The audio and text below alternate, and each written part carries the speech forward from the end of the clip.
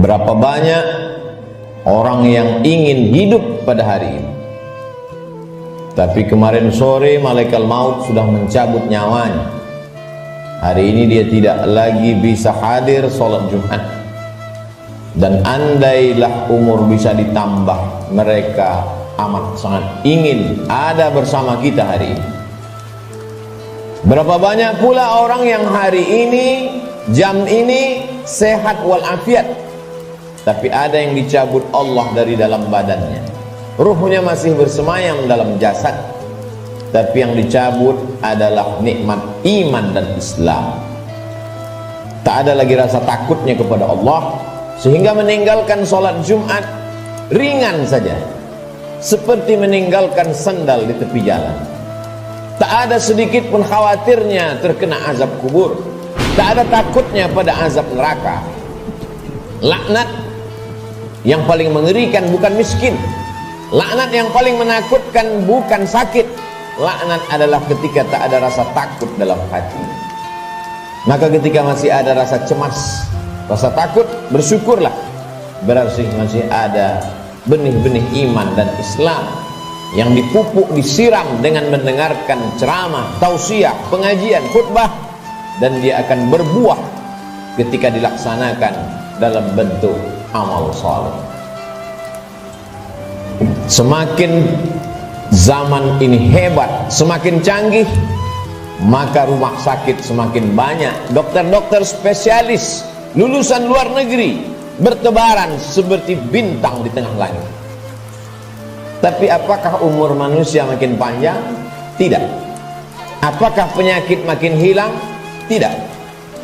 Dulu zaman datuk nenek kita, mereka umur 70 tahun, masih tajam parang panjangnya untuk pergi ke sawah, ke hutan. Hari ini umur 40 tahun, pergi ke rumah sakit, terkena diabetes, terkena asam urat. Terlalu banyak daftar nama penyakit untuk disebutkan. Artinya apa? Kecanggihan teknologi tidak bisa menambah umur manusia. Kehebatan manusia dalam bidang multimedia telekomunikasi memang mempercepat hubungan, memang mempererat persaudaraan, tapi juga mempercepat kematian. Oleh sebab itu hidup manusia semakin singkat, hidup manusia semakin tidak bermakna.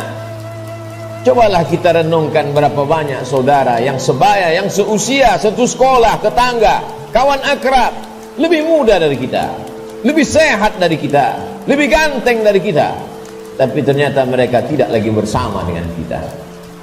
Lalu apa yang perlu kita siapkan? Yang kita siapkan adalah bahwa ketika ruh keluar dari jasad, tidaklah seperti tetesan embun yang jatuh dari daun yang basah. Ketika ruh keluar dari jasad, tidaklah seperti air liur yang keluar dari mulut tak terasa. Ketika ruh keluar dari jasad, Nabi SAW bertanya kepada orang-orang yang ruhnya sudah keluar dari jasad ketika beliau Isra dan Mi'raj, bagaimana yang kalian rasakan wahai mayat, wahai ruh yang pernah bersemayam dalam jasad lalu kemudian keluar dari jasad? Mereka menjawab, seperti kambing yang dikuliti hidup-hidup. Mereka menjawab, seperti tebasan pedang di tempat yang sama diulang beratus kali. Mereka menjawab, seperti mata kail pancing ditarik dari kulit yang basah, tercabut urat-urat dan dagingnya ikut ke mata kail pancing. Begitulah sakitnya. Lalu yang perlu kita siapkan, apa yang bisa meringankan sakaratul maut itu? Di antara yang bisa meringankan sakaratul maut adalah shadaqatus sirri tadfa'u mitatasu, sedekah menghilangkan mati su'ul khatimah. Selama ini kita diajarkan berdoa, Allahumma hawwin alaina fi sakaratil maut, ringankan kami waktu sakaratul maut ya Allah. Baik, doa bagus. Habis selesai salat meminta kepada Allah, Allahumma hawwin alaina fi sakaratil maut, indah, cantik. Tapi ada yang lebih bagus lagi untuk supaya kita ringan waktu sakaratul maut, yaitu dengan cara bersedekah. Yang mewakafkan tanah masjid ini, yang mewakafkan semen, yang mewakafkan batu, kosen, jendela, tak tahu kita siapa namanya, tapi dengan sedekahnya itu dia sudah memperingan sakaratul maut. Sampai hari ini orang yang mati itu tidak pernah hidup lagi untuk bercerita kepada kita. Mimpi pun tak dapat kita pesan. Bolak-balik kita minta untuk bermimpi dengan datuk, ayah, emak, tak dapat berjumpa dengan mereka. Andai pun berjumpa dalam mimpi, tak pula dapat kita membuat pertanyaan-pertanyaan yang sudah kita sediakan sebelum tidur. Satu-satunya cara hanya dengan menyebut, membaca, mengingat hadis-hadis Nabi Muhammad sallallahu alaihi wasallam. Dan itu adalah iman. Hari ini orang sedang krisis dengan iman. Dia tidak lagi percaya. Mana itu alam akhirat? Mana itu alam barzah? Mana itu roh? Aku tidak percaya kepada yang tak nampak. Aku tidak percaya kepada yang tidak terlihat. Yang aku percaya hanya yang bisa aku pegang dengan tangan, yang bisa aku rasa dengan lidah, yang aku tatap dengan mata, yang aku dengar dengan telinga. Begitu sombongnya manusia berkata, mana itu? Mana dia? Mana yang tidak nampak itu? Tapi ketika kematian datang, adakah yang bisa melihat kematian? Percaya, mati. Tak percaya pun mati. Percaya dan tak percaya, semuanya akan mati menghadap Allah Subhanahu wa ta'ala. Silakan tidak percaya. Mau menjadi kafir, silakan. Mau menjadi orang munafik, silakan. Mau menjadi Abu Jahal, Abu Lahab, silakan. Mau menjadi Qarun, Fir'aun, silakan. Fir'aun mati, Abu Jahal mati, Qarun pun mati. Semua yang tidak percaya mati, dan semua yang percaya menghadap Allah Subhanahu wa ta'ala. Kelak kita semua akan merasakan sakratul maut itu. Bila ada orang yang sudah meninggal dunia, jangan terlalu habis air mata diteteskan untuk mereka. Mengapa demikian? Karena mereka yang sudah mati itu merasakan tiga. Mereka sudah melihat malaikat maut, mereka sudah merasakan sakratul maut, dan mereka sudah mendapatkan husnul khatimah. Bagi yang beramal soleh.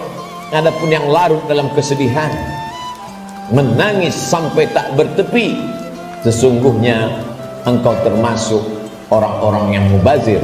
Innal mubazirina kanu ikhwanas syayatin. Orang mubazir saudara setan. Menangislah karena usia yang lalu tak dapat diulang kembali. Menangislah karena masa-masa muda yang diisi dengan dosa tak dapat diminta ampunannya kepada Allah. Ainani, ada dua mata, la yamassuhuman nar, yang tidak akan terkena azab api neraka.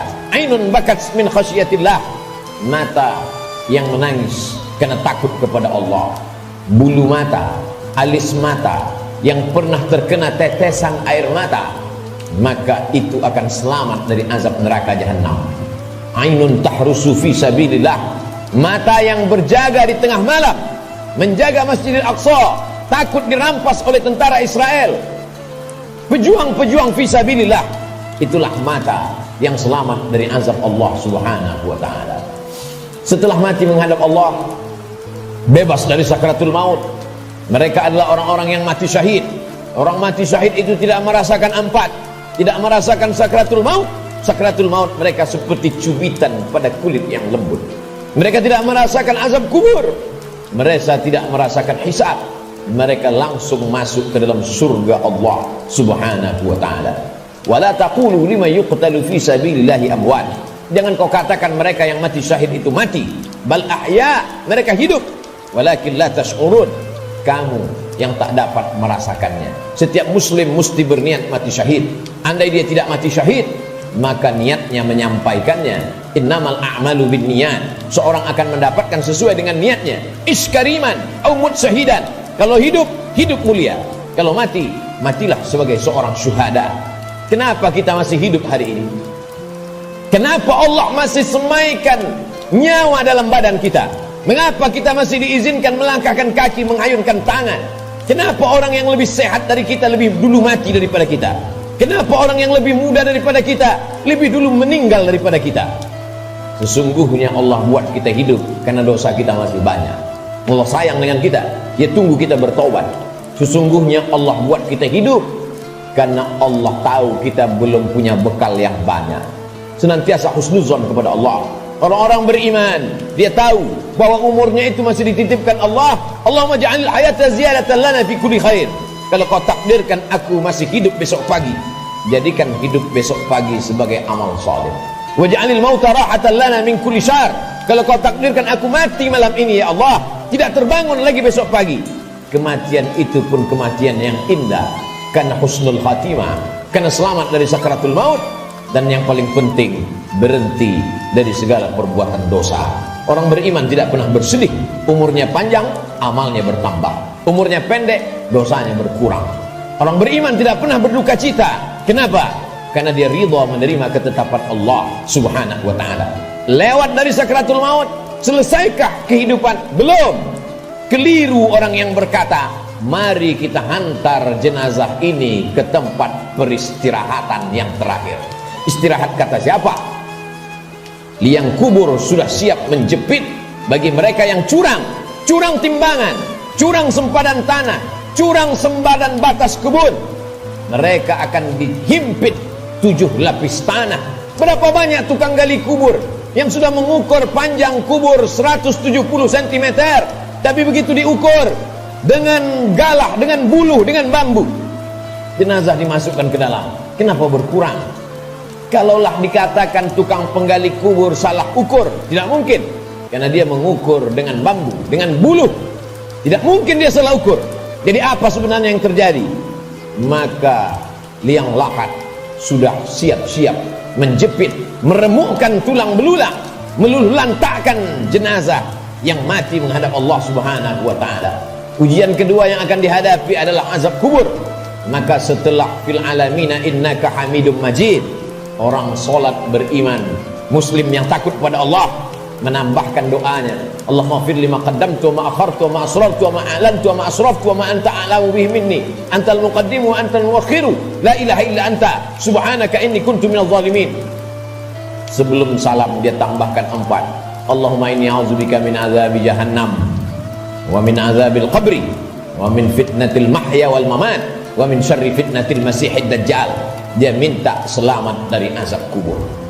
Setiap kita yang melewati kubur dalam perjalanan panjang kami dari Pekanbaru ke pedalaman suku Talang Mama, lalu kemudian singgah sebentar di masjid rumah Allah pada hari Sayyidul Ayyam, akan kembali lagi melewati kubur. Apa yang kami katakan?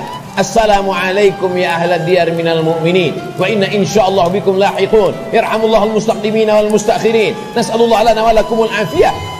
Apa yang kita mintakan orang yang dikubur itu? Bukankah mereka sudah mati? Orang yang hidup kita ucapkan Assalamualaikum, selamat anakmu, selamat keluargamu, selamat rumahmu, selamat hartamu, selamat sawitmu, selamat karetmu, selamat kebunmu, selamat dagangmu, selamat rukomu, selamat rumah makanmu. Tapi untuk orang yang sudah mati, apa yang kita ucapkan? Kenapa ada selamat untuk orang mati? Maka sesungguhnya salam pada orang mati di liang kubur adalah Assalamualaikum ya ahlal kubur, selamat kalian dari azab kubur. Hadisnya sahih, diriwayatkan oleh Sayyidatuna Aisyah Ummul Mukminin. Wahai Aisyah, kata Nabi SAW, kalau engkau lewat di kubur, mulutmu jangan diam saja, ucapkan salam, Assalamualaikum ya ahlad diyar, selamat bagi kalian. Selamat apa? Selamat dari azab kubur. Jangan pernah mulut ini berhenti meminta selamat dari azab kubur. Orang-orang yang dikubur itu kalau dia dihidupkan Allah Ta'ala kembali, apakah mereka mengatakan cukuplah mati ini, kami sudah capek hidup, kami sudah lelah dengan ujian hidup, menghadapi anak pecandu narkoba, menghadapi istri yang berselingkuh, menghadapi orang yang berbuat dosa? Apakah orang yang mati itu lalu kemudian mereka tidak ingin hidup lagi? Orang mati itu ketika ditanya, hai orang mati, maukah kalian hidup lagi? Mereka akan menjawab, laula akhartani ila ajalin qarib, seandainya kau tambah umur kami ya Allah, kami ingin hidup fa as-sadaqah. Kalau kau tambah umur kami ingin hidup walaupun sekejap sejenak saja. Fa as-sadaqah, kami ingin bersedekah. Wa akum minas salihin, dan kami ingin menjadi orang-orang yang soleh. Di antara yang menyelamatkan kita dari azab kubur adalah sedekah. Mengapa orang yang dikubur itu tidak minta haji mabrur? Karena pahala haji mabrur dia lihat nanti di surga. Wal hajjul mabrur laisa lahu jazaa illal jannah. Haji mabrur balasannya surga. Kenapa orang yang dikubur itu tidak minta jihad fisabilillah? Karena memang tak semua orang punya kesempatan, tapi ada orang-orang yang bersedekah, orang-orang yang mampu mewakafkan tanahnya, berikan tanah. Masjid sudah berdiri, buatkan kelas untuk sekolah tahfiz Quran. Bagi yang tidak sanggup berwakaf tanah, berikan sedekah 2-3 sak semen, batu kerikil, pasir, batu bata, besi. Itu semua akan menolong sampai hari kiamat. Selama masjid ini masih ada orang sholat berjamaah, Masih ada orang lagi membaca zikir, tasbih, tahmid, takbir, tahlil, mengalir. Lapang alam kubur, terang benderang alam barzah.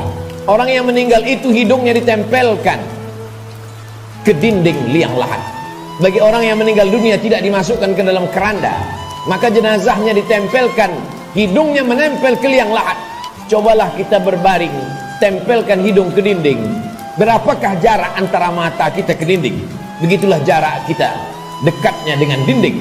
Pandang ke depan, pandang ke belakang, pandang ke atas, pandang ke bawah, tak ada yang bisa dipandang. Gelap gulita, tempat yang paling gelap, tempat yang paling sepi, tempat yang paling sunyi. Apa yang sudah kita persiapkan? Berapa banyak orang mempersiapkan hidup untuk kehidupan setelah pensiun? Berapa banyak orang mempersiapkan hidup setelah hidupnya tenang, dia akan siapkan untuk anaknya. Setelah anaknya tenang, dia siapkan untuk cucunya. Setelah cucunya tenang, dia siapkan lagi untuk generasi sampai hari kiamat. Tapi dia tak pernah berpikir berapa lama dia akan berada di alam barzah, berapa lama dia akan berada di alam kubur. Orang yang meninggal tahun 1000, hari ini sudah 2021, berarti 1021 tahun dia sudah berada di alam kubur. Orang pensiun umur 58, 56, maka dia hanya mempersiapkan 63 tahun, 5 tahun, 4 tahun, 7 tahun. Kalaupun berlebih 10 tahun, apa yang sudah dia persiapkan untuk berada di alam kubur? Rumah yang besar akan tinggal, kebun yang luas akan tinggal, kendaraan yang mahal akan tinggal, diambil oleh ahli waris, mereka bagi-bagikan. Kalau mereka soleh, mereka akan mengundang anak yatim, fakir miskin bersedekah. Mereka bayarkan sekolah anak yatim, anak duafa tidak mampu. Tapi kalau tidak, maka apa yang sudah kita sedekahkan, itu saja yang akan kita bawa menghadap Allah Subhanahu wa ta'ala. Sampai akhirnya datanglah hari kiamat, diledakkan lautan naik ke darat. Idza sama'un fatarat, langit terbelah. Wa idzal kawakibun tasarat, planet-planet bertabrakan. Wa idzal biharu fujirat, lautan meledak naik ke darat. Wa idzal quburu bu'thirat, semua yang dikubur dibangkitkan. Alimat nafsum ma qaddamat wa akhar. Ketika itulah baru orang semua sadar bahwa hidup hanya mimpi. Mimpi jadi orang kaya, mimpi jadi penguasa, mimpi jadi orang yang dihormati dan dimuliakan, mimpi menjadi ustadz dan ulama. Yang kekal abadi hanyalah amal-amal soleh semata. Saat itulah dia akan menghadap Allah Subhanahu wa ta'ala. Isma syi'ta, hidup sesuka hatimu, fa innaka mayyit, karena sesungguhnya kau akan menjadi mayat. Sampai masanya ditiupkan sangkakala, manusia berada di alam barzah. Setelah itu dia berdiri di padang mahsyar. Saat itu tidak ada siapapun yang bisa menolong. Yauma yafirrul mar'u min akhihi, saudara kandung pun akan lari dari saudaranya. Wa ummihi wa abihi, ibu akan lari dari anaknya, anak lari dari ibu kandungnya. Wa sahibatihi wa bani, suami akan lari dari istri, istri melarikan diri dari suami. Anak-anak tak bisa menolong ayah, ibu tak bisa menolong anak. Likulli imri'in minhum yawma idzin sya'nun yughni, setiap orang hanya akan mementingkan dirinya sendiri. Apa yang kita tanam hari ini, itulah yang akan kita tuai. Tangan mencincang, bahu memikul. Sedangkan padi yang kita tanam belum tentu akan kita panen padi.